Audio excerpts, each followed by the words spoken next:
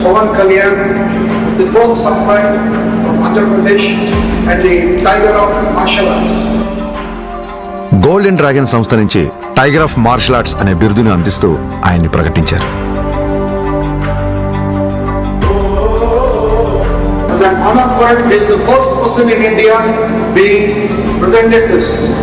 సోగో బూడో కాంటకే సంస్థ ద్వారా 5th don గౌరవాన్ని సోకే మురమత్సు సెన్సై నేతృత్వంలో టగేదా షింగన్ సమురాయ్ పరంపరలో పవన్ కళ్యాణ్ గారికి స్థానం కల్పించారు.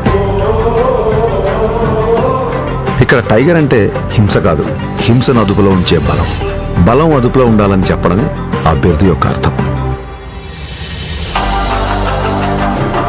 కళ్యాణ్ గారికి తెలుసు ఈ గౌరవం తన మార్షల్ ఆర్ట్స్ ప్రయాణంలో మరో కొత్త అధ్యాయం మాత్రమేనని.